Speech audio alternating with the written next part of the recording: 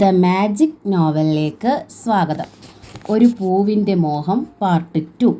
നേരാണോ ഇക്കാളി പറയണത്? സാവിത്രി ചോദിച്ചു. നേര്, തേവരാണേ നേര്. കഴുത്തു പോണ കാര്യത്തിനായാലും ശൂലപാണി കള്ളം പറയില്ല എന്ന് അറിയാലോ. താമരേ, എടി അസത്തെ, കിണറ്റുകരയിലേക്ക് നോക്കി സാവിത്രി വിളിച്ചു. ആ വിളിക്കായി കാതോർത്ത് നിൽക്കുകയായിരുന്നു താമര. വാടി ഇവിടെ. സാവിത്രി പല്ല് ഞെരിച്ചു.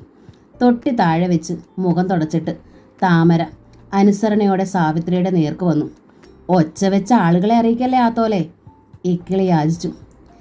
നാളെ കഴിഞ്ഞാൽ പെൺകൊടയാ. ആളുകൾ അറിഞ്ഞാൽ ആപത്താ. പെൺകൊടയുടെ രലേ രാത്രി ഈ കുട്ടിയെങ്ങാൻ ഒളിച്ചോടിയാൽ സർവ്വതും കുട്ടിച്ചോറാവില്ലേ. ഈ ഇല്ലത്തേതല്ല ഈ കുട്ടിയെന്ന് പറഞ്ഞാലും പ്രയോജനമുണ്ടോ? ആരേലും വിശ്വസിക്കുമോ? ഈ ഇല്ലത്തുനിന്നല്ലേ ഇറങ്ങിപ്പോണത്. അത് ഓർത്തു മാത്രമാ സമയം കളയാതെ ഞാൻ ഓടി വന്ന് പറഞ്ഞത്. പക്ഷേ ഞാൻ പറഞ്ഞു എന്ന് ആ കുട്ടി അറിയരുതേ. അപ്പോഴേക്കും താമര സാവിത്രിയുടെ അരികിൽ എത്തിക്കഴിഞ്ഞു.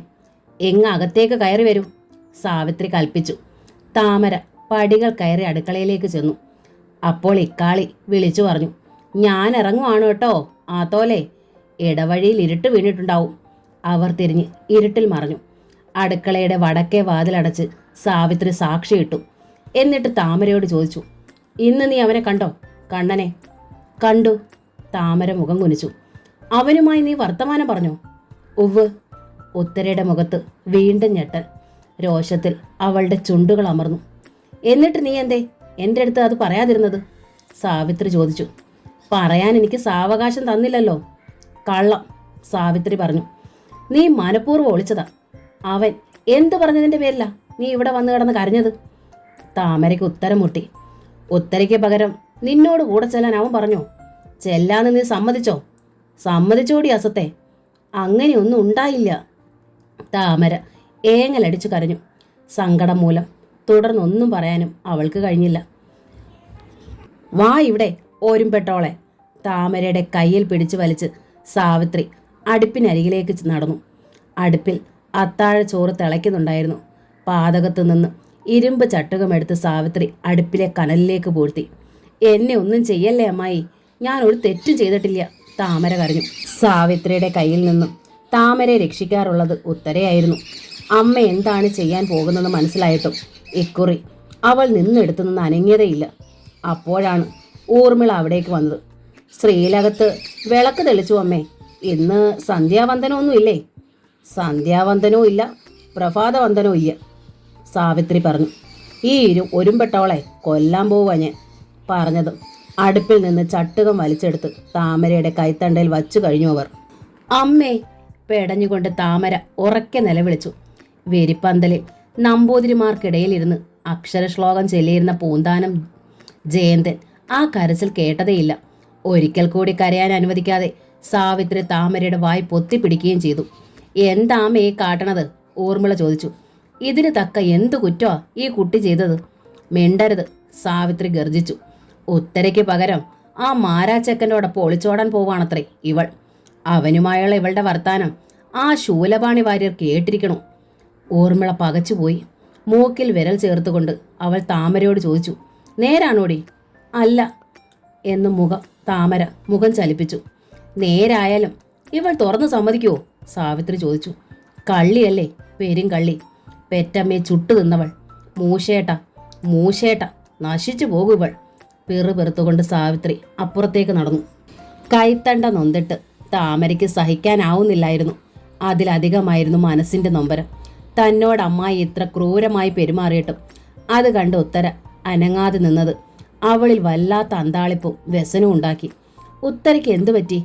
അമ്മായിയുടെ അതേ സംശയം ഉത്തരയ്ക്കും തന്നെപ്പറ്റി തോന്നിയിട്ടുണ്ടോ? സാവിത്രി പോയ പുറകെ ഉത്തരയും ഊർമിളയും മുറി വിട്ടുപോയി. അതോടെ താമര അടുക്കളയുടെ നിലത്തേക്ക് തളർന്നിരുന്നു. അത്താഴം വിളമ്പിയത് പുറത്തെ പന്തലിലായിരുന്നു. താമരയെ ആരും വന്ന് വിളിച്ചില്ല. ജയന്തൻ നമ്പൂതിരിയാണെങ്കിൽ അതിഥികളോടൊപ്പം പന്തലിലും പൂമുഖത്തുമായിരുന്നു. ഊണ് കഴിച്ചതും അതിഥികളോടൊന്നിച്ചാണ്. അതുകൊണ്ട് താമരയുടെ കാര്യം അദ്ദേഹം അറിഞ്ഞതേയില്ല. എല്ലാം കഴിഞ്ഞ് എല്ലാവരും ഉറങ്ങാൻ കിടന്നു. നടുവകത്തെ ആട്ടുകട്ടിലിനരികിലേക്ക് താമര ചെന്നപ്പോൾ ഈർഷ്യയുടെ സ്വരത്തിൽ ഉത്തര പറഞ്ഞു, താഴെ പായ വിരിച്ച് കിടന്നാൽ മതി, എൻ്റെ ഒപ്പം കിടക്കണ്ട. മുമ്പും നിസ്സാര കാര്യങ്ങൾക്ക് ഉത്തര പിണങ്ങാറുള്ളത് താമരയ്ക്കറിയാം. അങ്ങനെയാണ് അവളുടെ സ്നേഹം. താമര നിലത്ത് പായ വിരിച്ചു കിടന്നു. എന്നാലും നീ എന്നോട് ഈ ചതി ചെയ്യാൻ പാടില്ലായിരുന്നു, ഉത്തര പറഞ്ഞു. ഞാൻ ഒരു ചതിയും ചെയ്തിട്ടില്ല മോളെ, താമര കരഞ്ഞു. എങ്കിൽ നീ എന്തേ കണ്ണനെ കണ്ട കാര്യം എൻ്റെ അടുത്ത് പറയാതിരുന്നത്? പറയാൻ സാവകാശം കിട്ടിയില്ലായിരുന്നു. മാത്രമല്ല അതേപ്പറ്റി പറഞ്ഞാൽ ഉത്തരയ്ക്ക് സങ്കടമായാലോ എന്ന് ഞാൻ സംശയിച്ചു. കള്ളം. ഇന്നലെ ഞാൻ കൂടെ ഇറങ്ങി ചെന്നില്ല എന്നത് സത്യം. എന്നാലും ഇപ്പോഴും ഞാൻ അയാളെ സ്നേഹിക്കണ കാര്യം നിനക്കറിഞ്ഞൂടെ? ഒരു നിമിഷത്തേക്ക് എന്ത് മറുപടി പറയണമെന്നറിയാതെ വന്നു താമരയ്ക്ക്. അത് ഉത്തരയുടെ സംശയം വർദ്ധിപ്പിച്ചു. കണ്ടോ ഉത്തരം മുട്ടിയത്? അപ്പോൾ നീ കള്ളം പറയായിരുന്നു. ഞാൻ കൂടെ ഇറങ്ങി ചെല്ലാത്തതിൽ കണ്ണൻ എന്നോട് പകയുണ്ട്. അത് വീട്ടാൻ വേണ്ടി അയാൾ നിന്നോട് കൂടെ ചെല്ലാൻ ആവശ്യപ്പെട്ട് കാണും. നിനക്കാണെങ്കിൽ ചീത്തപ്പേരുമായി. നാട്ടുകാർ നിങ്ങളുടെ പേരുകൾ തമ്മിൽ ബന്ധിപ്പിക്കുകയും ചെയ്തു. ആ നിലയ്ക്ക് പോയേക്കാന്ന് നീയും വിചാരിച്ചു കാണും ഇല്ലേ? ഒക്കെ മോളുടെ ഊഹ. അല്ല, അയാൾ നല്ല സുന്ദരനല്ലേ? നല്ല സ്വരമാധുരിയാണെന്ന് നീ പറഞ്ഞിട്ടുമുണ്ടല്ലോ. അയാൾക്കാണെങ്കിൽ നിന്നെപ്പറ്റിയും വലിയ അഭിപ്രായമാണ്.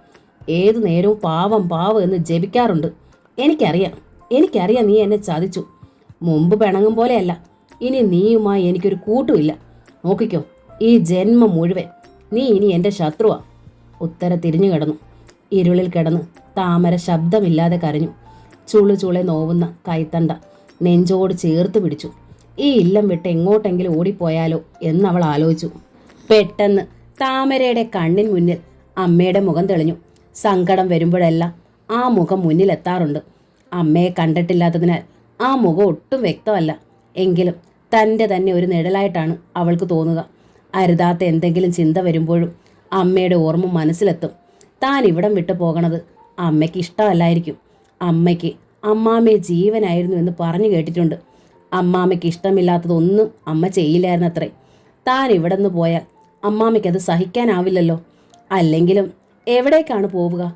തൻ്റെ പ്രായമുള്ളൊരു പെൺകുട്ടി തെരുവിലായുള്ള അവസ്ഥ ആലോചിക്കാനേ വയ്യ. ആകെ ഒരാശ്രയമുള്ളത് ഡോക്ടർ ഹൃദയകുമാരിയാണ്. പക്ഷേ ഡോക്ടർ പറയാറുള്ളതും എല്ലാം സഹിച്ച് ഇവിടെ നിന്നാൽ മതിയെന്നാണ്. മനസ്സിന് ശരീരത്തിന് മുറിവേറ്റാലും നിന്റെ മാനത്തിന് ഭീഷണിയൊന്നും ഉണ്ടാവില്ലല്ലോ. ഇന്നല്ലെങ്കിൽ നാളെ നിനക്ക് നല്ലത് വരാതെ ഇരിക്കില്ല. പക്ഷേ ഇപ്പോൾ മാനത്തിനും ഭീഷണിയായിരിക്കുന്നു. ഒരു തെറ്റും ചെയ്യാതെയാണ് ഈ ദേശത്തുള്ളവരും ഇല്ലത്തുള്ളവരും തന്നെ പഴിക്കണത്. അങ്ങനെ ചിന്തിച്ചു കിടന്ന് താമര മയങ്ങിപ്പോയി. ഉണർന്നപ്പോൾ മുറ്റത്തെ പന്തലിൽ നിന്ന് ജപം കേൾക്കാമായിരുന്നു. പെടഞ്ഞെഴുന്നേറ്റു അവൾ. ആട്ടുകട്ടിലിൽ ഉത്തര ഉണ്ടായിരുന്നില്ല. ഇല്ലത്തെല്ലാവരും എഴുന്നേറ്റ് കുളിച്ചൊരുങ്ങിയിരുന്നു. ആരും തന്നെ വിളിച്ചില്ലല്ലോ എന്ന് താമര പ്രയാസപ്പെട്ടു. സാധാരണ അമ്മായി ഉണർന്നാൽ ആദ്യം വിളിച്ചുണർത്തുക തന്നെയാണ്. ഇന്നൊരു നല്ല ദിവസമായിട്ട് നാലകത്തേക്ക് നടക്കുമ്പോൾ സാവിത്രി അന്തർജനത്തിൻ്റെ ശബ്ദം കേട്ടു. അശ്രീകരം. നേരെ എത്രയായിട്ട് എഴുന്നേറ്റിട്ടില്ല. പിടിച്ചു പുറത്തു തള്ളി പടിയടച്ച് പിണ്ടം വെക്കണം ജന്തുവിനെ. താമര തിടുക്കത്തിൽ മുറ്റത്തേക്ക് ചെന്നു. നേരം പുലർന്നിട്ടില്ലെങ്കിലും മുറ്റമടിച്ച് തളിച്ചിട്ടുണ്ട്. പെൺകൊടയായതുകൊണ്ട് 2 ദിവസത്തേക്ക് പണിക്കാരികളെ വെച്ചിട്ടുണ്ട് അമ്മായി. അല്പം എണ്ണയെടുത്ത് നെറുകയിൽ പൊത്തിയിട്ട് കുളിപ്പരയിൽ ചെന്ന് കുളിച്ചു വന്ന താമര അപ്പോൾ 1000 ആരംഭിച്ചിരുന്നു. കന്യയും കന്യയുടെ തോഴിമാരും. തോഴിമാർ 7 പേരായിരുന്നു. അകത്തളത്തിൽ നിന്ന് പാട്ട് കേൾക്കായി. സാവിത്രിയുടെ അനുജത്തിയായ രാധ താമരയോട് ആരാഞ്ഞു. കുട്ടി എന്തേ ഇത്ര താമസിച്ചത്? ഞങ്ങളൊക്കെ ഇത്ര ദൂരത്തുനിന്ന് വെളുപ്പിനെ ഇങ്ങ് എത്തിയല്ലോ. എന്നിട്ടും ഇവിടെ പാർക്കണ കുട്ടി ഇത്ര താമസിച്ചെണീറ്റത് മോശമായിട്ടോ.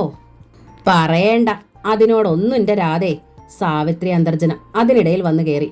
ഇവിടെ ഒരാളെടുത്ത് തലയെ വെച്ചിരിക്കുകയല്ലേ. വല്ലതും മിണ്ടാൻ പാങ്ങുണ്ടോ നമുക്ക്? തല വീശണതറിയില്ല. അതൊന്നും കേട്ടതായി ഭാവിക്കാതെ താമര ചെന്ന് അകത്തളത്തിൻ്റെ ജനലരികിൽ നിന്നു. അകത്ത് സുമംഗലിമാരായ ബന്ധു സ്ത്രീകൾക്ക് മധ്യയിരുന്നു ഉത്തര തിരിതെറുക്കുകയാണ്. ഉത്തരയുടെ അരികിലായി ഇരിക്കുന്നത് ഊർമിളയാണ്. സുമംഗലിമാർക്കേ വധുവിനോടൊപ്പം തിരിതെറുക്കാൻ അവകാശമുള്ളൂ. നിന്റെ ഉത്തരയ്ക്ക് നെടുമാംഗല്യം നൽകണേ കൃഷ്ണ എന്ന് താമര മനസ്സിൽ പ്രാർത്ഥിച്ചു. ഉത്തരയ്ക്ക് ഇങ്ങോട്ട് ദേഷ്യമാണെങ്കിലും താമരയ്ക്ക് തിരിച്ച് അല്പവും അങ്ങോട്ടില്ലായിരുന്നു. പെട്ടെന്നാണ് പിന്നിൽ സാവിത്രി എത്തിയത്. അസലായി. എളിയിൽ കൈ കുത്തി നിന്ന് അവർ താമരയോട് ചോദിച്ചു, ഇവിടെ നിൽക്കുക നീ? അപ്പുറത്ത് എന്തെല്ലാം പണികൾ കിടക്കണു. മെയ്യ് അനങ്ങരുത് കേട്ടോ. വെട്ടി വിഴുങ്ങാൻ നേരം ഇലയുടെ മുന്നിൽ കണ്ടോണം. നിക്കിങ്ങനെ വിറഞ്ഞു വരിക. ഞാൻ എന്താ അമ്മായി വേണ്ടത്? താമര സങ്കടത്തിൽ സാവിത്രിയെ നോക്കി. ഇവിടെ നിൽക്കാണച്ച അപ്പുറത്ത് പണിക്കാരികളുണ്ട്. ആ കൂട്ടത്തിൽ കൂടി എന്താച്ചാ പണികൾ ചെയ്യണം. അല്ലച്ച വേഷം മാറി ആശുപത്രിയിൽ പോയിക്കോളൂ. വെറുതെ ഒരു അവധി കളയണ്ട. ഉത്തരയുടെ പെൺകൊടയല്ലേ അമ്മായി ഇന്ന്? ആശുപത്രിയിൽ നിന്ന് ഞാൻ ഇന്ന് അവധി എടുത്തതാ. പെൺകൊട ഉത്തരയുടേതാണല്ലോ, നിന്റേതല്ലല്ലോ. പിന്നെന്തിനാ നീ ഇങ്ങനെ അണിഞ്ഞൊരുങ്ങി വന്ന് ഇവിടെ നിൽക്കണത്? ഏതാ കുട്ടിയെന്ന് എല്ലാവരും ചോദിക്കണു. പെൺകൊട നടത്തണ കുട്ടീനേക്കാൾ അഴക് ഇതിനാണല്ലോ എന്ന് പറയിക്കാനായി വന്ന് നിൽക്കുകയാണല്ലോ പേശമടന്ത. ഇനിയിപ്പോൾ വേളി കഴിക്കാൻ വരണ നമ്പൂതിരിക്ക് കൂടി അത് തോന്നണം. എന്നാ കേമായി. മുഖത്ത് പച്ചയും പുള്ളിയും കുത്തി വിടണം വേതാളത്തിൻ്റെ. ഞാൻ അപ്പുറത്ത് പൊയ്ക്കോളാം അമ്മാവി. താമരയുടെ തൊണ്ടയിടറി. അവൾ പണിക്കാരികളുടെ ഇടയിലേക്ക് പോന്നു. പൂക്കൾ ഒരുക്കുന്നവരുണ്ട്, വിളക്കും പാത്രങ്ങളും മോറുന്നവരുണ്ട്, ഇലകൾ തുടച്ചു വെക്കണവരുണ്ട്. അപ്പപ്പോൾ ഓടി നടന്ന് അടിച്ചു വാരാനും നിലം തുടയ്ക്കാനും ആളുകളുണ്ട്. ഇല്ലത്തെ വിശേഷങ്ങൾക്ക് സ്ഥിരമായി വരണവരാണ്. സദ്യയും കോടിയും മാത്രം മതി അവർക്ക്. കുട്ടി എന്തിനേ ഇങ്ങോട്ട് പോണത്? ജാനു എന്ന സ്ത്രീ ചോദിച്ചു. ചടങ്ങുകളുടെ കൂട്ടത്തിൽ കൂടിക്കൂടെ ഇങ്ങനെ അന്യന്മാരെ പോലെ? അപ്പോൾ പ്രായമായൊരു സ്ത്രീ ചുറ്റും നോക്കിയിട്ട് ശബ്ദം താഴ്ത്തി അറിയിച്ചു. അതിന് ആ ആത്തോലമ്മ അതിനെ അവിടെ നിർത്തണ്ടേ? ഇങ്ങനുണ്ടോ പോര്? തള്ളയില്ലാത്ത കുട്ടിയാണെന്നുള്ള വിചാരം പോലും ഇല്ലാതെ താമരയുടെ കണ്ണുകൾ നിറഞ്ഞു തുളുമ്പി. എന്നാലും കുട്ടിയാത്തോല് ആ മാരാച്ചക്കൻ്റെയോടൊപ്പം പോകാൻ ഒരുമ്പെട്ടത് ശരിയായില്ല കേട്ടോ, മറ്റൊരുവൾ താമരയോട് പറഞ്ഞു. നാട്ടിൽ മുഴുവൻ പാട്ടായത്. അതിൻ്റെ പേരിൽ ഈ പെൺകൊട മുടങ്ങിയാന്ന് പോലും ഞങ്ങൾ പേടിച്ചു. ഭാഗ്യത്തിന് ആ ഇല്ലത്തുള്ളവർ അറിഞ്ഞില്ല എന്ന് തോന്നണു. എന്തിനേടി ആ കുട്ടിയോട് ഇതൊക്കെ പറയണത്? ജാനു ഇടയിൽ കയറി. മനസ്സാ വാച അത് അറിഞ്ഞിട്ടുണ്ടാവില്ല. അത് വേറെ വല്ലവരും ചെയ്തത് ഇതിൻ്റെ തലയിലേക്ക് കെട്ടിവെച്ചതാവും. പാവം, എത്ര കാലമായി ഇതിനെ നമുക്കറിയാം. ഒരു മനുഷ്യൻ്റെ മുഖത്ത് നോക്കാത്തതാ. ഇതിനെപ്പറ്റി പറഞ്ഞു നടക്കണവർക്ക് തൃക്കേത്തേവര് കൊടുത്തോളൂ ശിക്ഷ. അവിടെ നിൽക്കാൻ വയ്യാതായി താമരയ്ക്ക്. പൊട്ടിക്കരയാതിരിക്കാൻ ചുണ്ട് കടിച്ചമർത്തി പിടിച്ചു അവൾ. അപ്പോഴേക്കും ഊർമിളയുടെ വിളി വന്നു. താമരെ, ആ വെള്ളോട്ട് കിണ്ടിയിൽ കുറച്ച് വെള്ളമിങ്ങ് എടുത്തോളൂ. എവിടെ പോയി കിടക്കണു ഇത്?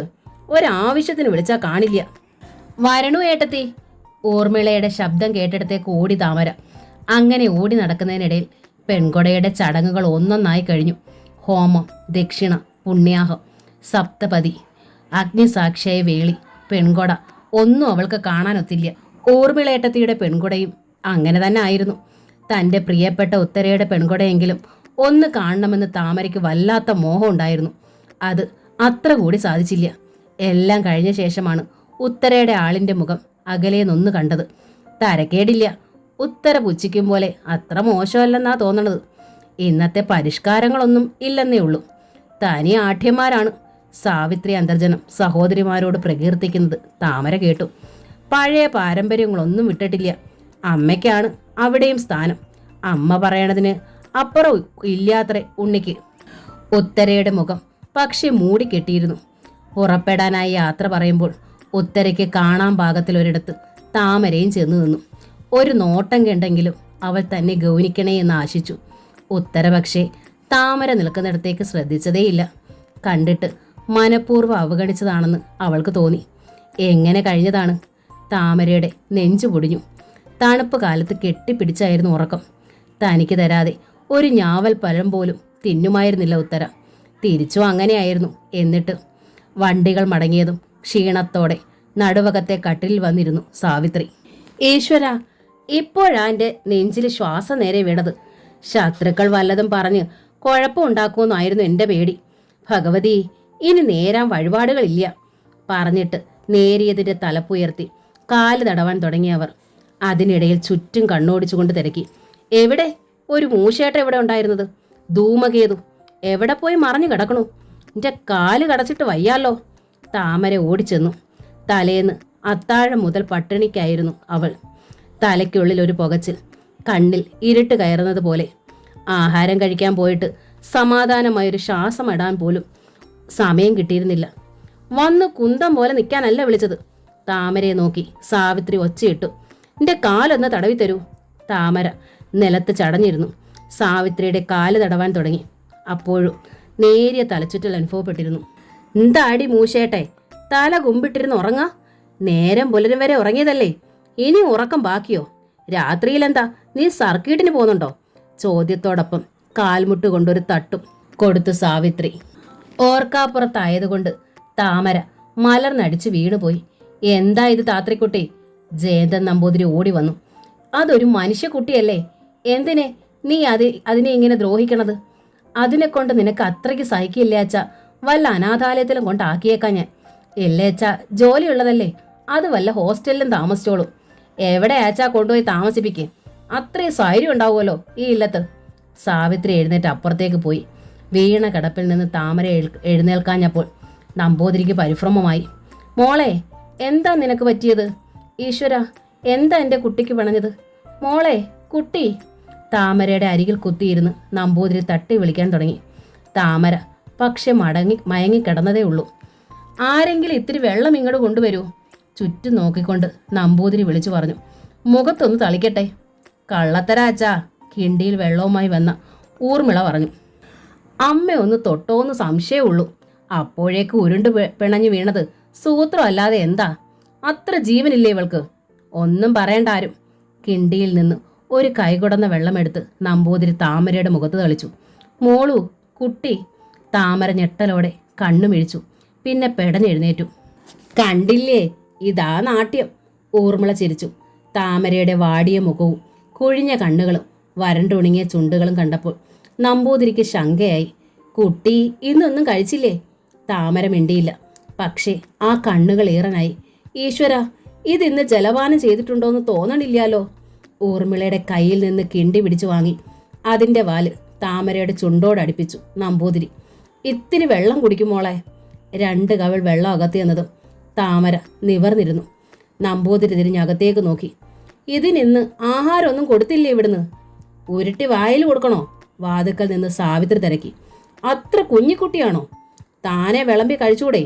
ഇല്ലേച്ചാ, വിളമ്പിയ ഇലയ്ക്ക് മുമ്പിൽ ചെന്ന് ഇരുന്നാലും മതിയല്ലോ. ഞങ്ങൾ ഊണ് കഴിക്കാൻ നേരം നോക്കിയപ്പം പണിക്കാരികൾക്കൊപ്പം ഇരുന്ന് കിണ്ണാണം പറയുന്നുണ്ട്. വിളിക്കാൻ പോയില്ല ഞാൻ. അങ്ങനെ കിണ്ണാണം പറയുന്ന തരമല്ല എൻ്റെ കുട്ടി. നമ്പൂതിരി എഴുന്നേറ്റ് സാവിത്രിയുടെ അടുത്തേക്ക് ചെന്നു. പണിക്കാരികൾക്കൊപ്പം വിട്ട് നീ പണി എടുപ്പിച്ചിട്ടുണ്ടാവും. ഉവ്, പണി ചെയ്യാതെ ഉണ്ണാൻ ഇവിടെ പറ്റില്ല. നമ്പൂതിരി നിസ്സഹായനായി താമരയുടെ നേർക്ക് തിരിഞ്ഞു. നീ ചെന്ന് എന്തെങ്കിലും എടുത്ത് കഴിച്ചോളൂ മോളെ. ഇവിടുത്തെ വർത്താനം ഒന്നും കേൾക്കണ്ട. അമ്മാമ്മയ്ക്ക് എപ്പോഴും നിന്റെ കാര്യം നോക്കാൻ കഴിയില്ലാലോ. ഇന്നലെ ഇന്നും അച്ഛ തിരക്കു മൂലം നിന്നെ ഒന്ന് കാണാൻ പോലും എനിക്ക് തരായില്ല. താമര മെല്ലെ അടുക്കളയിലേക്ക് നടക്കാൻ തുടങ്ങി. പെട്ടെന്ന് സാവിത്രി പറഞ്ഞു. അടുക്കളയിൽ ഇപ്പോൾ കഴിക്കാൻ ഒന്നും ഇരിക്കണില്ല. ഒക്കെ എടുത്ത് പുറത്തേക്ക് കൊടുത്തു. നെട്ടം പുറത്തുള്ളവർക്ക് തികഞ്ഞില്ലാത്രേ. മഹാപാവി. കോപത്തോടെ നമ്പൂതിരി അന്തർജനത്തെ നോക്കി. നിനക്കറിയില്ലേ ഇതൊന്നും കഴിച്ചിട്ടില്ലാന്ന്? ഒരു കൂസലും ഉണ്ടായിരുന്നില്ല സാവിത്രിക്ക്. എന്തിനെ കണ്ണുരുട്ടണത്? ഞാൻ അറിഞ്ഞില്ല. അറിഞ്ഞാലും അത് ഓർത്തിരിക്കാൻ നേരം കിട്ടില്ല എനിക്ക്. സ്വന്തം കുട്ടിയെ പെൺകൊട നടത്തി അയക്കുമ്പോഴുള്ള ഒരു അമ്മയുടെ മനസ്സിന്റെ കിതപ്പ് അമ്മമാർക്കല്ലേ മനസ്സിലാകൂ. അച്ഛന്മാർക്ക് അത്ര ദണ്ണം കൊള്ളേണ്ട കാര്യമില്ലല്ലോ. സാധാരണ ദിവസമായിരുന്നോ വെച്ച് വിളമ്പി നിങ്ങളെല്ലാം ഊട്ടിയിട്ട് അത് താനെ കഴിച്ചോളുമായിരുന്നു. നമ്പൂതിരി സങ്കടപ്പെട്ടു. ഇന്നിപ്പോൾ പെൺകൊടയായിരുന്നില്ലേ? ദേഹണ്ണ പുരയിൽ കയറി എടുത്ത് കഴിക്കാൻ അതിനാവുമോ? കഷ്ടം. നല്ലൊരു ദിവസമായിട്ട്. സാരമില്ല അമ്മാമേ, എൻ്റെ വിശപ്പൊക്കെ പോയി. 1 ലോട്ട വെള്ളം എടുത്ത് കുടിച്ചോളാം ഞാൻ. ഇത്തിരി കഴിഞ്ഞാൽ ചായ ആവുമല്ലോ. ഇനി അത്താഴത്തിന് മതി നിക്ക് ചോറ്. താമര പുറത്തേക്ക് നടന്നുപോയി. സാവിത്രിയെ ഒന്ന് നോക്കിയിട്ട് നമ്പൂതിരിയും തിരിഞ്ഞു നടന്നു. വ്യാസൻ വൈകുന്നേരം തന്നെ മെഡിക്കൽ കോളേജിലേക്ക് മടങ്ങി. നമുക്ക് നാളെ പോണം, ശ്രീധരൻ ഊർമിളയോട് പറഞ്ഞു. ഇല്ലത്തുനിന്ന് പോന്നിട്ടിപ്പം എത്ര ദിവസമായി? പോകാം, ഊർമിള സമ്മതിച്ചു. പിറ്റേന്ന് അതിരാവിലെ അവരും ഇല്ലം വിട്ടു. പോകുമ്പോൾ എന്തൊക്കെയോ കെട്ടിപ്പെറുക്കി ഊർമിള കൊണ്ടുപോയി. പതിവ് പോലെ ഇല്ലത്തെ ജോലികളെല്ലാം തീർത്തിട്ടാണ് താമര ഹോസ്പിറ്റലിലെത്തിയത്. ഡോക്ടർ വരുമെന്ന് ഞാൻ പ്രതീക്ഷിച്ചു. സ്നേഹം കൊണ്ടുള്ള നേർത്ത പരിഭവത്തിൽ താമര ഡോക്ടർ ഹൃദയകുമാരിയോട് പറഞ്ഞു. ഞാൻ വന്നിരുന്നല്ലോ. ഡോക്ടർ സഹതാപത്തോടെ താമരയെ നോക്കി. താമരയെ പന്തലിലൊന്നും കണ്ടില്ല. താമര എവിടെ ഉണ്ടെന്ന് ഞാൻ 1-2 പേരോട് തിരക്കുകയും ചെയ്തു.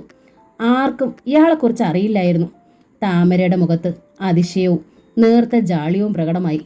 താമരയെ തേടി ഇല്ലത്തിന്റെ പിന്നിൽ ചെന്നപ്പോൾ പണിക്കാരികൾക്കൊപ്പം ഇരുന്ന് അവൾ പാത്രം കഴിയണ കണ്ട കാര്യം ഡോക്ടർ ഹൃദയകുമാരി മനഃപൂർവ്വം ഒളിച്ചു. ഇനി ആ ഇല്ലത്ത് നടക്കേണ്ടത് താമരയുടെ പെൺകൊടയാണല്ലോ, ഇല്ലേ? ഹൃദയകുമാരി കുസൃതിയിൽ തിരക്കി. പൊടുന്നനെ താമരയുടെ കണ്ണുകൾ നനഞ്ഞു. തമാശ പറഞ്ഞതല്ല ഞാൻ, ഡോക്ടർ അറിയിച്ചു.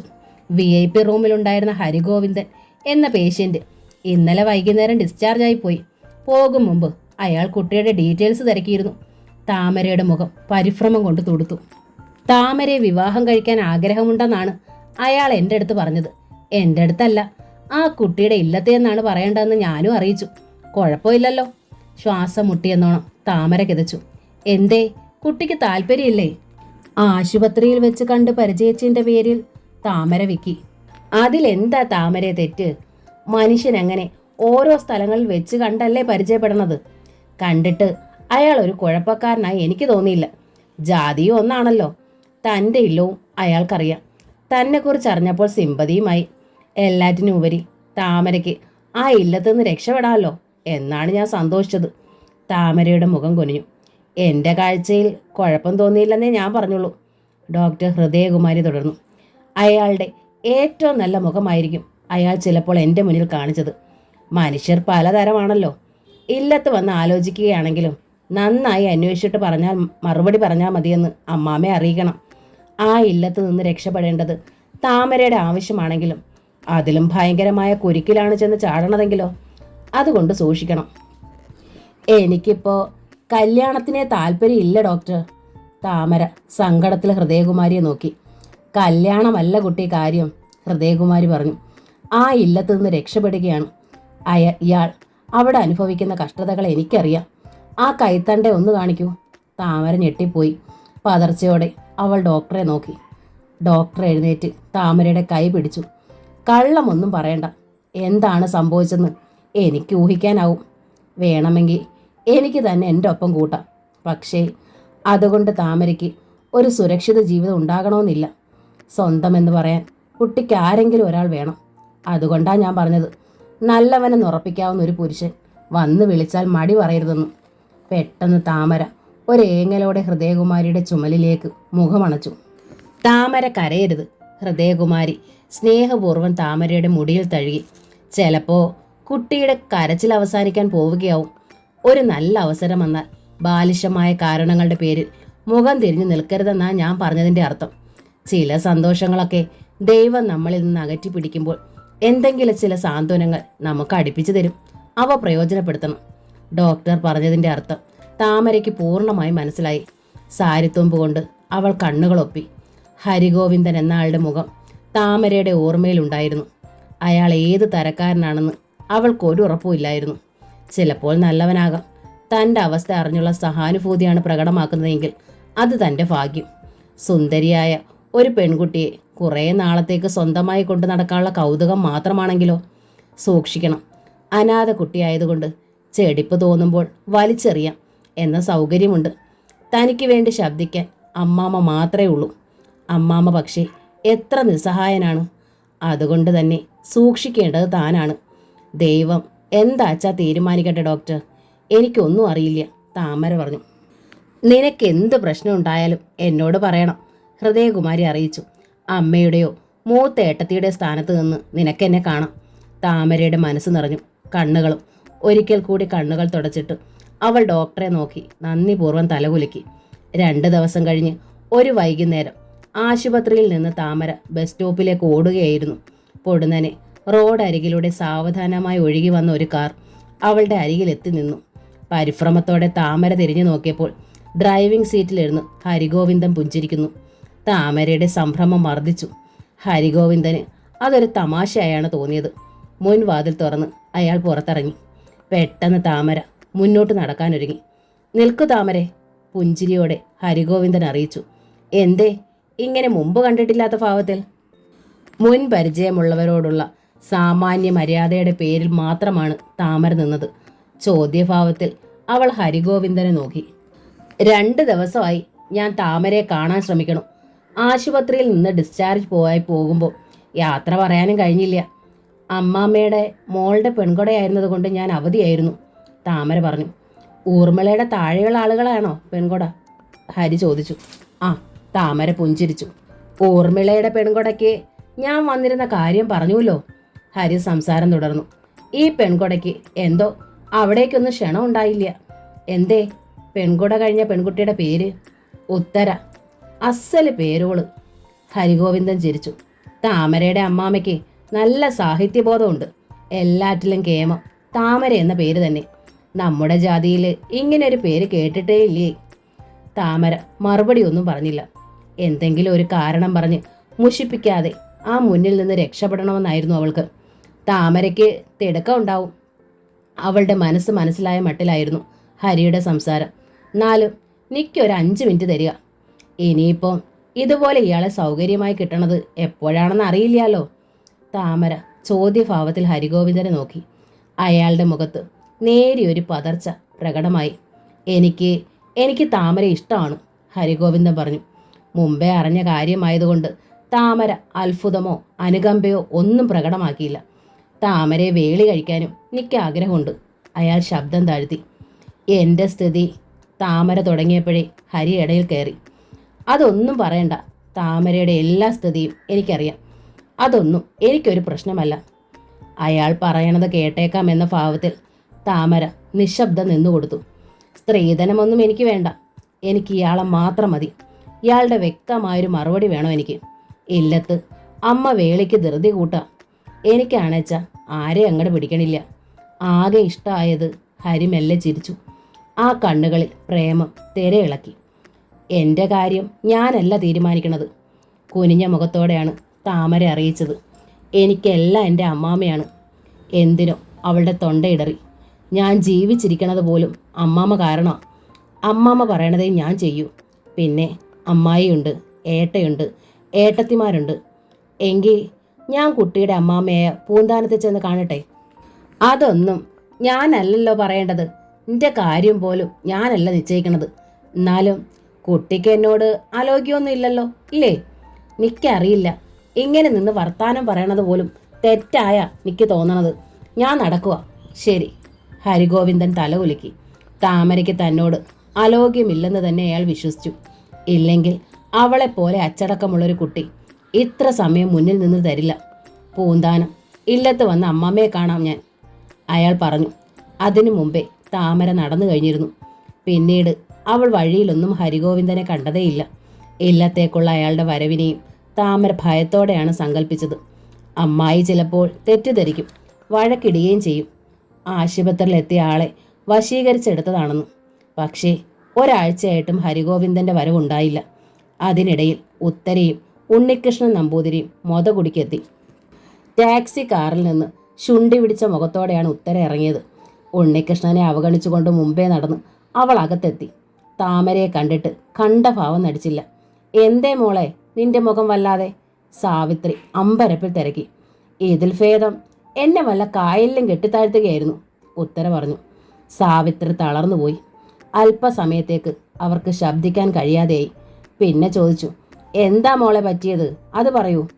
ഉത്തര എന്തോ പറയാനാഞ്ഞതും പുറത്തുനിന്ന് ജയന്തൻ നമ്പൂതിരിയുടെ വിളി വന്നു. ഒന്നിങ്ങോട്ട് വരൂ താത്രിക്കുട്ടി, ഉണ്ണി വന്നിരിക്കണത് കണ്ടില്ലേ? വിഷമത്തിൽ മകളെ ഒന്ന് നോക്കിയിട്ട് സാവിത്രി പുറത്തേക്ക് ചെന്നു.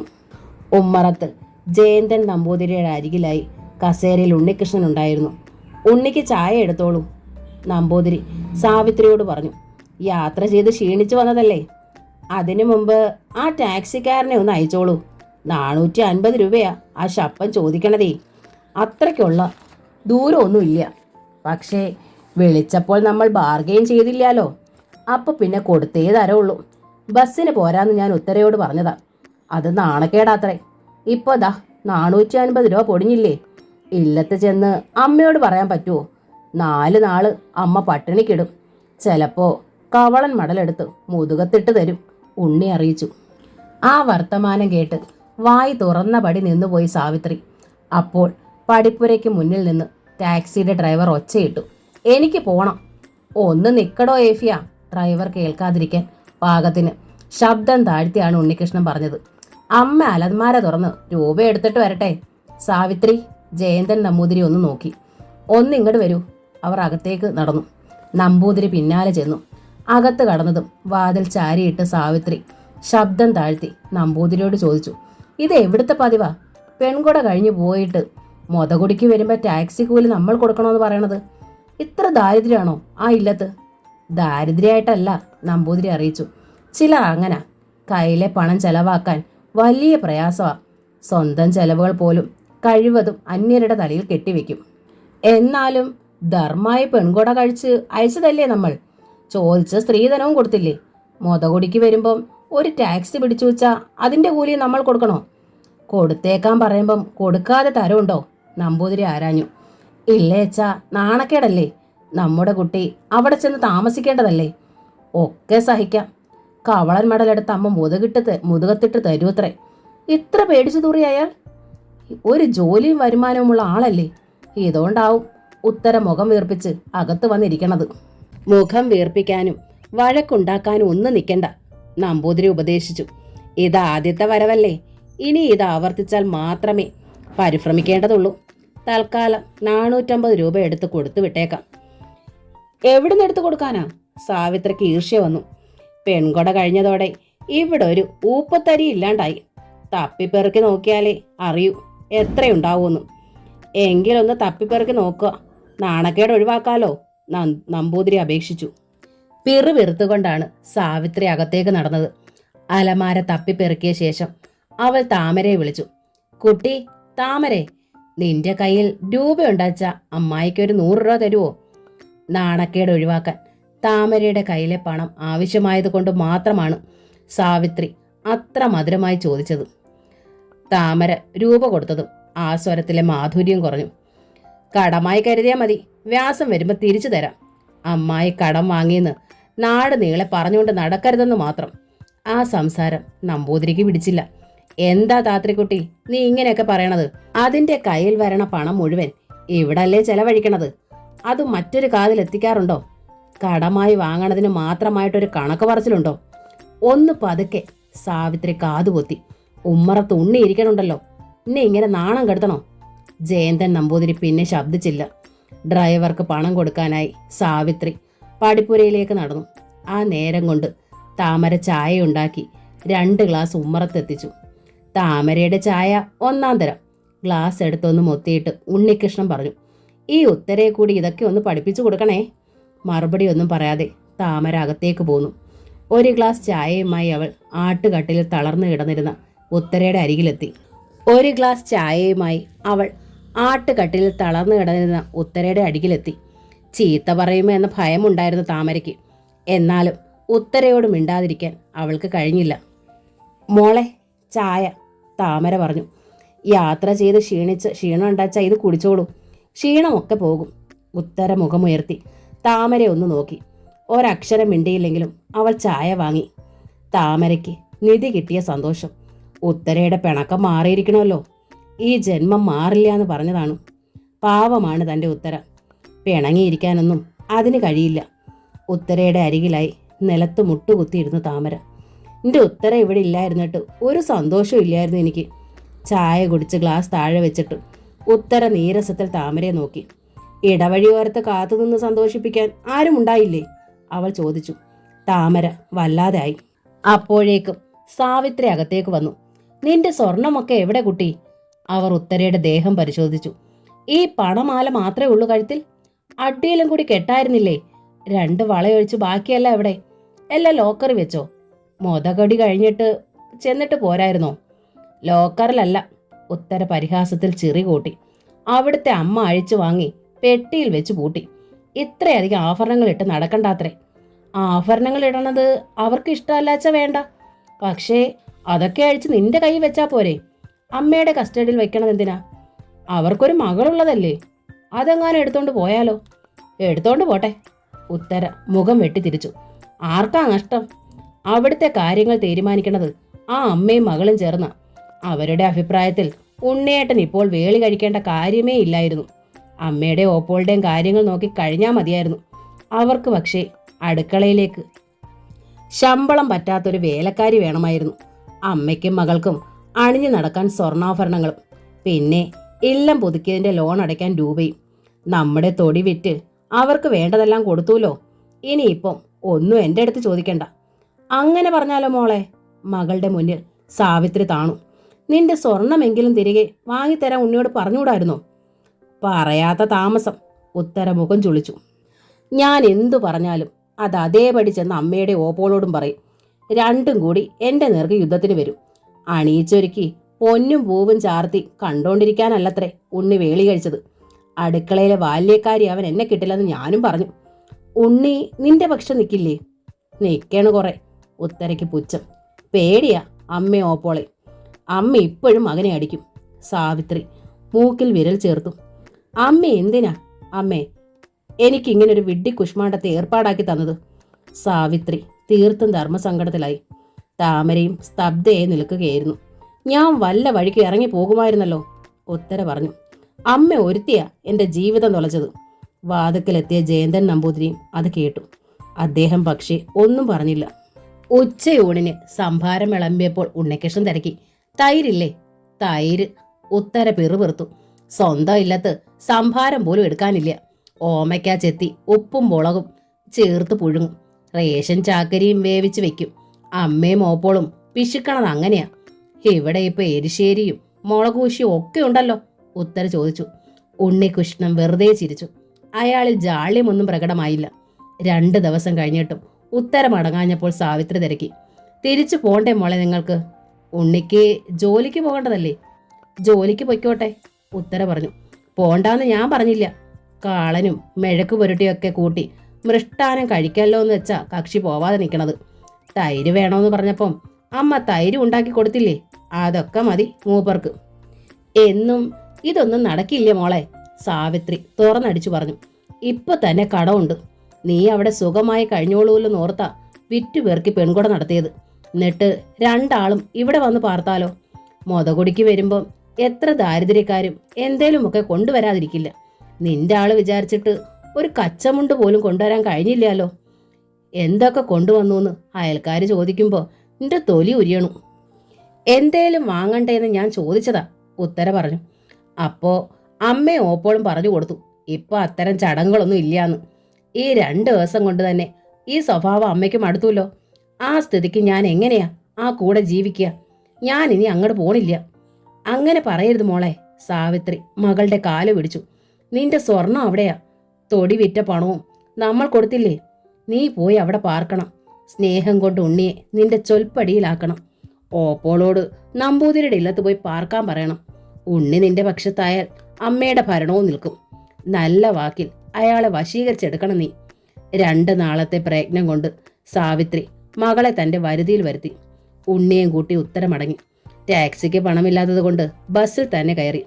കഴിഞ്ഞ പകലും രാത്രിയും തുടർച്ചയായി ഡ്യൂട്ടി നോക്കിയതിനാൽ ആ പകൽ താമരയ്ക്ക് ഓഫായിരുന്നു. വെള്ളോട്ട് കിണ്ടിയിൽ വെള്ളം കൊണ്ടുവന്ന് ഉമ്മറത്തെണ്ണയിലെ ചിത്രത്തൂണിനരികിൽ വെക്കുമ്പോഴാണ് ഇടവഴിയിൽ നിർത്തിയ കാറിൽ നിന്ന് ഇറങ്ങി പടിപ്പുര കടന്നു വരുന്ന ഹരിഗോവിന്ദനെ താമര കണ്ടത്. അവളുടെ നെഞ്ച് പെരുമ്പറയായി മിടിക്കാൻ തുടങ്ങി. മുറ്റത്തെത്തിയ ഹരി നിന്നു. കുസൃതി ചിരിയോടെ താമരയെ നോക്കി. പരിചയം ഭാവിക്കാൻ പോലും അവൾക്ക് ഭയമായി. അമ്മായി കണ്ടാൽ അത് മതി യുദ്ധത്തിന്. പൊടുന്നനെ പിന്നിൽ കാലൊച്ച കേൾക്കായി. താമര മെല്ലെ തിരിഞ്ഞകത്തേക്ക് നോക്കി. അവൾ ഭയന്നപടി അകവാതിൽ കടന്ന് പുറത്തേക്ക് വന്നത് സാവിത്രിയായിരുന്നു. മുറ്റത്തൊരു ചെറുപ്പക്കാരനെ കണ്ട് സാവിത്രിയുടെ പുരികങ്ങൾ ചുളിഞ്ഞു. കണ്ണിനുമേൽ കൈത്തലം ചേർത്ത് പിടിച്ചുകൊണ്ട് അവർ ഉമ്മറത്തേക്ക് വന്നു. ക്ഷോഭത്തിന് പകരം ആ മുഖത്ത് ആശ്ചര്യം പ്രകടമായി. അതോടെ താമരയെ നോക്കി സാവിത്രി പിറുപിറുത്തു. ഞാൻ വിചാരിച്ചത് മറ്റേവനാണെന്നാ. എങ്കിൽ ഇന്ന് തന്നെ നിന്നെ പുറത്താക്കി പടി അടച്ച് പിണ്ടം വെക്കാമെന്ന് നിരീച്ചതാ ഞാൻ. അപ്പോൾ മുറ്റത്ത് നിന്ന് ഹരിഗോവിന്ദൻ തിരക്കി. പൂന്താനം ഇല്ല അല്ലേ ഇത്? സാവിത്രി വീണ്ടും മുറ്റത്തേക്ക് നോട്ടം തിരിച്ചു. ആ മുഖത്ത് ആതിഥേയ മര്യാദ പ്രതിഫലിച്ചു. അതേല്ലോ, ആ സ്വരം മൃദുലമായി. എന്നുവെച്ചാൽ ഈ ദേശത്ത് പൂന്താനം ഇല്ല എന്ന പേരിൽ അറിയപ്പെടണേന്ന് മാത്രം. ശരിക്കും ഇല്ല പേര് പൂവന്താനോന്നാ. ഇവിടുത്തെ അദ്ദേഹം ഒരു കൃഷ്ണഭക്തനായതുകൊണ്ട് പൂന്താനം എന്ന പേരങ്ങ് പതിഞ്ഞെന്നേ ഉള്ളൂ, അത്രേ ഉള്ളൂ. ഹരിഗോവിന്ദൻ പുഞ്ചിരിച്ചു. മുറ്റത്ത് നിൽക്കുന്ന ചെറുപ്പക്കാരൻ സുമുഖനും യോഗ്യനുമായത് സാവിത്രിയിൽ ആദരവുണ്ടാക്കി. ഇടവഴിയിൽ കിടക്കുന്ന ഭംഗിയുള്ള കാറ് കൂടി കണ്ടപ്പോൾ ആൾ മോശമല്ലെന്ന് അവർക്ക് മനസ്സിലായി. ഏതേലും പേര് കേട്ട ഇല്ലത്തുനിന്നാവും. കുട്ടികളുടെ അച്ഛനെ സപ്താഹത്തിന് ക്ഷണിക്കാൻ വന്നതാവും. സപ്താഹത്തോട് അത്ര താല്പര്യമൊന്നുമില്ല സാവിത്രിക്ക്. വെറുതെ ഇല്ലത്ത് നാമം ജപിച്ചും കഥകളിപ്പാട്ട് ആലപിച്ചും കഴിയുന്ന ആളിന് വല്ലപ്പോഴും കുറച്ച് രൂപയും വസ്ത്രങ്ങളും കിട്ടുമല്ലോ എന്ന പരിഗണനയുള്ളൂ. ആ വിചാരത്തോടെയാണ് അവർ തിരക്കിയത്. എവിടുന്നാണാവോ? കുറച്ച് വടക്കൂന്ന.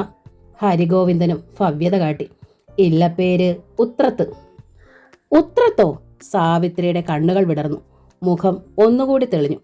ഉത്രത്ത് മനാന്ന് കേട്ടിരിക്കണമല്ലോ. 10 ആനയുണ്ടായിരുന്നല്ലേ? സമ്മതഭാവത്തിൽ ഹരിഗോവിന്ദൻ പുഞ്ചിരിച്ചു. ഒക്കെ പഴങ്കഥകളാ. പെട്ടെന്ന് സാവിത്രി തിരിഞ്ഞ് ഈർഷ്യയിൽ താമരയെ നോക്കി. കുന്തം വിഴുങ്ങിയ മാതിരി നിൽക്കാതെ അകത്തേക്ക് പൊയ്ക്കോളൂ കുട്ടി. ഇവിടെന്താ മാമാങ്കം കാണാൻ നിൽക്കുക? അങ്ങനെയൊന്ന് കേൾക്കാനായി നിന്ന പോലെ താമര തിരിഞ്ഞ് അകത്തേക്ക് ഓടി. ഒരന്തമില്ലാത്ത കുട്ടിയാ, സാവിത്രി ഹരിഗോവിന്ദനോട് പറഞ്ഞു. അദ്ദേഹം ഇല്ല ഇവിടെ? അകത്തേക്ക് കണ്ണുകൾ നീട്ടിക്കൊണ്ട് ഹരിഗോവിന്ദൻ ചോദിച്ചു. ഉണ്ടല്ലോ. സാവിത്രി വീണ്ടും വിനയാന്വിതയെ കയറിയിരിക്കൂ, ഞാൻ വിളിച്ചോണ്ട് വരാം. അവർ അകത്തേക്ക് നടന്നു. പരിസരം ഒന്ന് വീക്ഷിച്ചിട്ട് ഹരിഗോവിന്ദൻ മെല്ലെ ഒതുക്കുകൾ കയറി ഉമ്മറത്തെ കസേരയിലിരുന്നു. ഉമ്മറ മച്ചിൽ നിന്ന് തൂങ്ങുന്ന നെന്മണികൾ, അടർന്ന കതിർക്കുല ചെണ്ടും വല്ലാത്ത മുഷിഞ്ഞ മരച്ചുവരുകളും അയാൾ ശ്രദ്ധിച്ചു. പഴയ പ്രതാപമേ ഉള്ളൂ എന്ന് മനസ്സിൽ കരുതി. അപ്പോഴേക്കും ജയന്തൻ നമ്പൂതിരി മുന്നിലും സാവിത്രി പിന്നിലുമായി അകത്തു നിന്ന് ഇറങ്ങി വന്നു. കൃഷ്ണ, ഇതാരാ ഇത്? അത്ഭുതത്തിലും ആഹ്ലാദത്തിലും നമ്പൂതിരി ഹരിഗോവിന്ദനെ നോക്കി. എപ്പോഴോ കണ്ടിരിക്കണോ ഞാൻ, ഒന്നോ രണ്ടോ തവണ. ഒരു തവണ ഇവിടെ വെച്ച് തന്നെയാണേ കണ്ടത്, ഹരിഗോവിന്ദൻ പറഞ്ഞു. ഊർമിളയുടെ പെൺകൊടയ്ക്ക് ശ്രീധരൻ ഞങ്ങളുടെ ഒരു ബന്ധുവാണേ. അറിയാം, ഉത്രത്ത് ബന്ധമുള്ള കാര്യം എനിക്കറിയാം. ഹരിക്കരികിലായി തൻ്റെ ചാരു കസേരയിലിരുന്നു നമ്പൂതിരി. ആട്ടെ, ഇല്ലത്തിപ്പോൾ ആരൊക്കെയാ ഉള്ളത്? ഞാനും അമ്മയും മാത്രം. അമ്മയ്ക്കൊന്നും വയ്യ. പുറത്തും അകത്തും ഓരോ പരിചാരകരുണ്ട്. വേളി ആയില്ല. ഹരിഗോവിന്ദന്റെ മുഖം ഒന്ന് തൊടുത്തു. നമ്പൂതിരി കൗതുകത്തിൽ സാവിത്രിയെ നോക്കി. ഉത്തരയുടെ പെൺകൊട കഴിഞ്ഞു പോയല്ലോ എന്ന വ്യസനമാണ് സാവിത്രിക്കുണ്ടായത്. ഈ തുടുത്ത സുന്ദരനായിരുന്നു വരനെങ്കിൽ ഉത്തര എത്ര സന്തോഷവതിയാകുമായിരുന്നു. ഉണ്ണിയെ കണ്ടാൽ അറിയാലോ ഇല്ലത്തിന്റെ സമ്പന്നത. തൻ്റെ കുട്ടിക്ക് ഭാഗ്യമില്ലാതെ പോയി. ആവണ്ടേ? നമ്പൂതിരി വീണ്ടും ഹരിഗോവിന്ദന്റെ നേർക്ക് തിരിഞ്ഞു. ആവണം. ഹരി ഒരു പുഞ്ചിരി നുണഞ്ഞു. തേടനുണ്ട്. നമ്പൂതിരി തിരിഞ്ഞ് അകത്തേക്ക് നോക്കി. കുട്ടി, താമരെ, കുടിക്കാൻ എന്തേലും കൊണ്ടുവരൂ. പിന്നെ ഹരിയോട് തിരക്കി. സംഭാരമുണ്ട്. ഇല്ല അച്ഛാ, ചായ എടുക്കാം. സംഭാരം മതി, ഹരി പറഞ്ഞു. വേണ്ടിയിട്ടല്ല, താമരെ വീണ്ടും ഉമ്മറത്തേക്ക് കൊണ്ടുവരാൻ. അതേ ഉള്ളല്ലോ മാർഗം. നോക്കൂ, സംഭാരം മതി കേട്ടോ. നമ്പൂതിരി വീണ്ടും അകത്തേക്ക് നോക്കി അറിയിച്ചു. സംഭാരം മതിയിച്ചാ ഞാൻ എടുത്തിട്ട് വരാലോ, സാവിത്രി പറഞ്ഞു. ആ കുട്ടി എടുത്താൽ ഉപ്പ് ഒരു എരിവ് ഒന്നും ശരിയാവില്ല. പിന്നെ ഹരിഗോവിന്ദനോട് വിശദീകരിച്ചു. ഇദ്ദേഹത്തിൻ്റെ ഉടപ്പിറന്നോളുടെ കുട്ടിയാ. ഒരു വക അറിയില്ല അതിന്. പിറന്നപ്പോഴേ അമ്മ പോയി. അച്ഛൻ രണ്ടാം വേളിയും ചെയ്തു. അതിങ്ങനെ അനാഥപ്പെട്ട് നിൽക്കണ്ടല്ലോ എന്ന് വെച്ച് ഇങ്ങോട്ട് കൊണ്ടുവരാൻ ഞാൻ പറഞ്ഞു. എൻ്റെ കുട്ടികളെക്കാൾ കാര്യമായിട്ടാണേ ഞാൻ നോക്കണത് എന്ന് വെച്ച് കുറ്റം പറയാനും ശാസിക്കാനും നമുക്ക് അവകാശമില്ലല്ലോ. അതപ്പോ പോരായല്ലേ മറ്റുള്ളവർക്ക് തോന്നും. അങ്ങനെ ആർക്കും തോന്നില്ല, നമ്പൂതിരി പറഞ്ഞു. കുറ്റം കണ്ട ആർക്കും ശാസിക്കാം. എന്നവിടേക്ക് പറയാം. എന്നെക്കൊണ്ടാവില്ല കറുത്തൊരു വാക്ക് പറയാൻ. അമ്മയില്ലാത്ത കുട്ടിയാവുമ്പോൾ എവിടെ തൊട്ടാലും അതിന് നോവേ. രക്ഷിക്കാനല്ലാതെ ശിക്ഷിക്കാൻ ഞാനില്ല. സാവിത്രി തിരിഞ്ഞ് അകത്തേക്ക് നടന്നു. സാവിത്രി ഉപയോഗിച്ച വാചകങ്ങൾ സുന്ദരമായിരുന്നെങ്കിലും താമരയോടുള്ള അവരുടെ മനോഭാവം എന്തെന്ന് ഹരിഗോവിന്ദന് ശരിക്കും മനസ്സിലായി. അപ്പൊ പിന്നെ എന്തേ ഇറങ്ങിയത്? നമ്പൂതിരി ഹരിയോട് ചോദിച്ചു. സപ്താഹോ അതോ കഥകളിയോ? ഞാനത്ര പ്രൊഫഷണൽ അല്ലാത്തതുകൊണ്ട് കഥകളിക്കിപ്പോൾ എന്നെ ആരും വിളിക്കാറില്ല. ചില്ലറ അമേച്ചർ കളിക്കൊക്കെ പോകൂ. ചേമഞ്ചേരി എന്നൊരു ചങ്ങാതിയുണ്ട് എനിക്ക്. അയാള് ആണ്ടിൽ ഒന്നോ രണ്ടോ കളിക്ക് വിളിക്കും, അതുമാത്രം. സപ്താഹവും കളികളുമല്ല. ഹരി പുഞ്ചിരിച്ചു. പിന്നെന്താ, ജ്യോതിഷമാണോ? വേളി എന്നേക്കുണ്ടാവുമെന്ന് അറിയണമെന്നായിരിക്കും. ജ്യോതിഷമുണ്ടോ അങ്ങേക്ക്? എല്ലാം മരുന്നിനുണ്ട്. അതല്ലേ എന്നെ ദേശക്കാര് സർവകലാവല്ലഭൻ എന്ന് വിളിക്കണത്. നമ്പൂതിരി ചിരിച്ചു. ജ്യോതിഷം അല്ല, നേരിയ ചമ്മലോടെയാണ് ഹരിഗോവിന്ദൻ വിഷയം അവതരിപ്പിച്ചത്. ഒരു വേളിക്കാരിയാ. നമ്പൂതിരിയുടെ കണ്ണുകൾ വിടർന്നു. ഇവിടുത്തെ താമരയെ ആശുപത്രി വെച്ച് ഞാൻ കണ്ടിരുന്നു. എനിക്ക് ആ കുട്ടി ഇഷ്ടമായി. അതിനെ എനിക്ക് വേളി കഴിച്ചു തരുമോയെന്നറിയാൻ വന്നതാ ഞാൻ. സംഭാരവുമായി ഉമ്മറത്തേക്ക് വന്ന സാവിത്രി ഹരിയുടെ മുഴുവൻ വാചകങ്ങൾ കേട്ടു. ആ മുഖത്ത് അമാവാസിയുടെ ഇരുട്ട് നിറഞ്ഞു. സംഭാരത്തിന്റെ ഗ്ലാസ് അല്പ ശബ്ദത്തിലാണ് അവർ അരമതിലിൽ വെച്ചത്. നമ്പൂതിരിയുടെ മുഖത്ത് പക്ഷേ പൗർണമ മാസത്തിലെ പ്രഭയായിരുന്നു. കൃഷ്ണ, അദ്ദേഹം ഇരു കരങ്ങളും നെഞ്ചിൽ ചേർത്തു. ഉണ്ണിക്ക് അങ്ങനെ തോന്നിയത് എൻ്റെ കുട്ടിയുടെ മുജ്ജന്മ സുഹൃതം. മരിച്ചുപോയ എൻ്റെ ദേവകിയുടെ ആത്മാവ് ഇപ്പൊ ഏതോ ലോകത്തിരുന്ന് സന്തോഷത്താൽ ഏങ്ങലടിച്ച് കരയനുണ്ടാവും. ഒക്കെ നല്ലത് തന്നെ, കഷായം കുടിച്ച മുഖഭാവത്തോടെ സാവിത്രി പറഞ്ഞു. പക്ഷെ ഗോത്രം ചേരുമോ? നമ്മളുമായി ഉത്തരത്തുള്ളവർക്ക് ചേർച്ച ഉണ്ടാകാം എന്ന് വെച്ച് താമരയുടെ ഗോത്രം നമ്മുടേതല്ലല്ലോ. അവളുടെ അച്ഛൻ്റെ ഗോത്രമല്ലേ അവളുടേത്. അത് ഉത്രത്തെ ഉണ്ണിക്ക് ചേരുമോ? ചേരും, പറഞ്ഞത് ഹരിഗോവിന്ദനാണ്. ഞാനത് തിരക്കി. സാവിത്രിക്ക് അത് വിശ്വാസമായില്ല. പെൺകിടാവിന്റെ നിറവും സൗന്ദര്യം കണ്ട് ഭ്രമിച്ച് വന്നിരിക്കുകയാണ് ഇയാൾ. അതങ്ങ് സമ്മതിച്ചു കൊടുക്കാൻ പറ്റില്ലാലോ. ഈ ഇല്ലത്തെ പാത്രം മോറണവൾ ഉത്രത്ത് മനയിലെ വേളിയായി കഴിഞ്ഞാലത്തെ സ്ഥിതി എന്താവും? അമ്മാമ്മയുടെയും മരുമോളുടെ മോറ് പിന്നെ കാണണോ? എന്തൊരഹങ്കാരമായിരിക്കും. അങ്ങട് കാട്ടിയതിനൊക്കെ എണ്ണി എണ്ണി ചോദിക്കാൻ വരില്ലേ രണ്ടും? എല്ലാറ്റിനും ഉപരി തൻ്റെ കുട്ടികൾ പ്രാരാബ്ധത്തിൽ കഴിയുമ്പോൾ ഇവൾ രാജകുമാരിയായ സുഖജീവിതം അനുഭവിക്കുമോ? താത്രിക്കുട്ടി പിന്നെ എന്തിനാ ജീവിച്ചിരിക്കണത്? എവിടെ തിരക്കിയെന്നാ സാവിത്രി ചോദിച്ചു. താമരയുടെ അച്ഛൻ്റെ ഇല്ലം ഏതാണെന്ന് കുട്ടിക്ക് അറിയില്ലാലോ. അറിയില്ലെന്ന് ആര് പറഞ്ഞു? മേൽപ്പാലോട് ഇല്ലമല്ലേ അച്ഛൻ മാധവൻ നമ്പൂതിരി, ഇപ്പോൾ തഹസിൽദാർ. കാറ്റുപോയ ബലൂണായി സാവിത്രി. നമ്പൂതിരി ഇളകി ചിരിച്ചു. എല്ലാം തിരക്കി അറിഞ്ഞിട്ട് വന്നിരിക്കുന്ന ഉണ്ണി അല്ലേ? നമ്മക്ക് അച്ഛ അങ്ങോട്ടൊന്നും തിരക്കാനും ഇല്ല. ഉത്രത്തെ ഉണ്ണിയാവുമ്പോൾ എന്ത് തിരക്കാനാ? ഉദ്യോഗം എന്താണെന്ന് മാത്രമേ അറിയേണ്ടൂ. ഉദ്യോഗമല്ല, ടെക്സ്റ്റൈൽ ഷോപ്പാ, ഹരിഗോവിന്ദൻ അറിയിച്ചു. താമരയ്ക്ക് പക്ഷേ ചെറുതാണെങ്കിലും ഒരു ഉദ്യോഗം ഉണ്ടേ, സാവിത്രി പറഞ്ഞു. ഉദ്യോഗമുള്ള ആളെ തന്നെ വേണമെന്നാ ആ കുട്ടി ഉത്തരയോട് പറയാറുള്ളത്. ഹേയ്, നിന്റെ കുട്ടി അങ്ങനെ പറയില്ല, നമ്പൂതിരി തർക്കിച്ചു. അത്തരം അഹങ്കാര വർത്തമാനങ്ങളൊന്നും അവളുടെ നാവിൽ നിന്ന് വരില്ല. സാവിത്രിയുടെ മുഖം ചുളിഞ്ഞു. കേട്ട കാര്യം ഞാൻ പറഞ്ഞു എന്നേ ഉള്ളൂ. മാത്രമല്ല, താമരയ്ക്ക് അത്ര പ്രായമൊന്നും ആയിട്ടില്ലാലോ. ആര് പറഞ്ഞു? നമ്പൂതിരി വിട്ടില്ല. ഉത്തരയേക്കാൾ 11 ദിവസത്തിന്റെ എളുപ്പമല്ലേ ഉള്ളൂ. താമരയ്ക്ക് സമ്മതം അച്ഛാ, ഞങ്ങൾക്ക് എതിർപ്പൊന്നും ഇല്ല കേട്ടോ. സാവിത്രി അടവും മാറ്റി. ഉത്രത്തെ നിലയ്ക്ക് ചേർന്ന സ്ത്രീധനമൊന്നും തരാൻ ഇവിടെ ഇല്ലാന്നേ ഉള്ളൂ. അന്തർജനത്തെയും നമ്പൂതിരിയെ മാറി മാറി നോക്കിയിട്ട് ഹരിഗോവിന്ദൻ പറഞ്ഞു. സ്ത്രീധനമൊന്നും എനിക്ക് വേണ്ട, താമരയെ മാത്രം മതി. ഇങ്ങനെ ഒരു മറുപടി തൻ്റെ പെൺമക്കൾക്ക് വന്ന നമ്പൂതിരിമാരിൽ ഒരുത്തം പോലും പറഞ്ഞില്ലല്ലോ എന്ന് സാവിത്രി വ്യസനത്തോടെ ഓർത്തു. അങ്ങനെ അച്ഛാ, ഞങ്ങൾക്ക് പൂർണ്ണ സമ്മതമാ, സാവിത്രി അറിയിച്ചു. ഉത്രത്തൂന്ന് ഉണ്ണിയുടെ അമ്മ കൂടി വന്ന് കണ്ടിട്ട് പെൺകൊടയുടെ ദിവസം കുറിച്ചോളൂ. തൊട്ടു മുമ്പേ ഒരു പെൺകൊട കഴിഞ്ഞതിൻ്റെ തെല്ല് ക്ഷീണമുണ്ട് ഞങ്ങൾക്ക്. എന്നാലും സാരയില്ല, മുഖത്ത് വന്നു കയറിയ മഹാലക്ഷ്മിയല്ലേ. എൻ്റെ താമരക്കുട്ടിക്ക് ഒരു നല്ല ജീവിതം ഉണ്ടായിക്കോട്ടെ. നമ്പൂതിരി അത്ഭുതത്തിലും അത്യധികമായ സന്തോഷത്തിലും അന്തർജനത്തെ നോക്കി. താത്രിക്കുട്ടിയിൽ നിന്ന് ഇങ്ങനെ ഒരു മറുപടി അദ്ദേഹം പ്രതീക്ഷിച്ചതേയില്ല. ഹരിഗോവിന്ദനും അതിൽ അത്ഭുതമുണ്ടായിരുന്നു. സംഭാരം കുടിച്ചില്ല. അരമതിലെ ഗ്ലാസ്സിലേക്ക് ചൂണ്ടി സാവിത്രി ഓർമ്മപ്പെടുത്തി. കുടിക്കാം. ഹരിഗോവിന്ദൻ ഗ്ലാസ് എടുത്തു. താമരയെ ഉണ്ണിക്കൊന്ന് കാണണ്ടേ? നമ്പൂതിരി ചോദിച്ചു.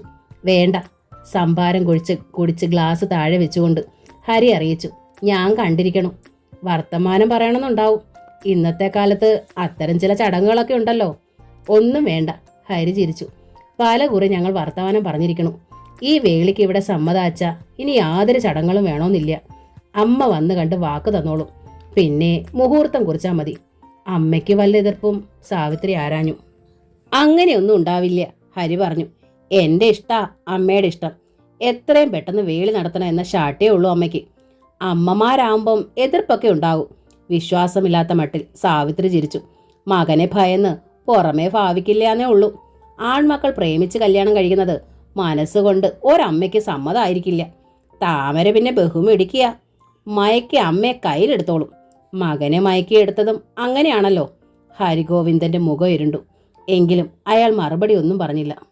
നമ്പൂതിരി താക്കീതിന്റെ ഭാവത്തിൽ താത്രിക്കുട്ടി ഒന്ന് നോക്കി. സാവിത്രി അതിന് പുല്ലിന്റെ വില പോലും കൽപ്പിച്ചില്ല. ഹരിഗോവിന്ദൻ എഴുന്നേറ്റു. ഞാൻ ഇറങ്ങുക, ദിവസം അറിയിച്ചിട്ട് അമ്മ വന്നോളൂ. നമ്പൂതിരി ഹരിയെ നോക്കി തൊഴുതു. ഹരി തിരിച്ചു. അയാൾ ഒതുക്കിറങ്ങുമ്പോൾ സാവിത്രി പറഞ്ഞു, ഒരു കാര്യം വിട്ടു. ഹരി തിരിഞ്ഞു നോക്കി. നല്ല അച്ചടക്കത്തിൽ വളർന്ന കുട്ടിയാ ഞങ്ങളുടെ താമര. അവളെ കണ്ടു മോഹിച്ച് ഒരാൾ വേളി കഴിക്കാനെത്തിയത് അതിൻ്റെ കുറ്റമൊന്നും അല്ലല്ലോ. താത്രിക്കുട്ടി എന്താണ് പറഞ്ഞു വന്നതെന്നറിയാതെ നമ്പൂതിരി അമ്പരന്നു. ഹരിക്കും നേരിയ ജിജ്ഞാസയുണ്ടായി. പക്ഷേ ഈ ദേശക്കാർ പറയുക അങ്ങനെ ആയിരിക്കില്ല. സാവിത്രി തുടർന്നു. വല്ലാത്തൊരാൾക്കാരാ ഇവിടുത്തേത്.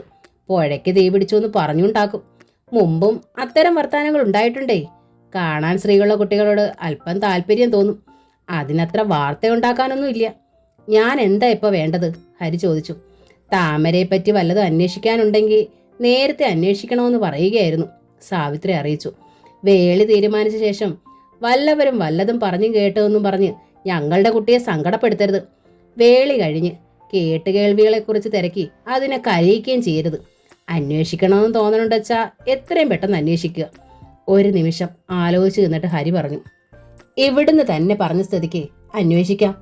ഏതായാലും വേളി കഴിഞ്ഞ് താമരെ ഞാൻ കരയിക്കില്ല എന്ന് വാക്ക് തരുന്നു. പടിപ്പുര കടന്നു ഹരി ഇരുന്ന് കാറിൽ കയറി. താമരയെക്കുറിച്ച് എന്തെങ്കിലും ഇനി അന്വേഷിക്കേണ്ടതുണ്ടെന്ന് അയാൾക്ക് തോന്നിയില്ല. ആ സാധു കുട്ടിക്കൊരു ജീവിതം നൽകുന്നത് പുണ്യമായി ഹരിഗോവിന്ദൻ കരുതി. ഇങ്ങനെ ആവശ്യമില്ലാത്തൊരു വർത്താനം വേണ്ടായിരുന്നു. ഇടവഴിയിൽ നിന്ന് കാർ നീങ്ങിയതും നമ്പൂതിരി സാവിത്രിയോട് പറഞ്ഞു, ആ കുട്ടൻ എന്തായിരിക്കും കരുതിയിട്ടുണ്ടാവുക? എന്ത് കരുതിയാലും വേണ്ടിയില്ല. സാവിത്രി ചീറി. മനസ്സുകൊണ്ടച്ചാ അയാൾ അവളെ വേട്ടാ മതി. നാട്ടിൽ ഓരോ പാട്ട് കേൾക്കണുണ്ടല്ലോ. വേളി ഉറപ്പിച്ച ശേഷം അതെങ്ങാൻ കാതിലെത്തിയാൽ ഇയാൾ കാല് മാറില്ലേ? നമ്മളായി തന്നെ നേരത്തെ കാര്യം പറഞ്ഞാ പിന്നെ പ്രശ്നം ഉണ്ടാവില്ലല്ലോ. വെറുതെ നമ്മുടെ കുട്ടി കരയേണ്ടിയും വരില്ല. ചവിട്ടി കുതിച്ച് അവർ അകത്തേക്ക് കയറിപ്പോയി. പോകും വഴി പരമരഹസ്യമായി സാവിത്രി അറിവുള്ള ദേവാലയങ്ങളിലേക്കെല്ലാം മനസ്സാ വഴിപാട് നേർന്ന് യാചിച്ചു. ഈ ആലോചന വന്ന വഴിക്ക് പോണേ, ഇതൊരു കാലത്തും നടക്കരുതേ. ഒരു പൂവിൻ്റെ മോഹം എന്ന നോവലിൻ്റെ ഈ ഭാഗം ഇവിടെ പൂർണ്ണമാവുകയാണ്. ഈ നോവൽ നിങ്ങൾക്ക് ഇഷ്ടമായെങ്കിൽ ലൈക്ക് ചെയ്ത്, ഷെയർ ചെയ്ത്, സബ്സ്ക്രൈബ് ചെയ്യണേ. Thank you.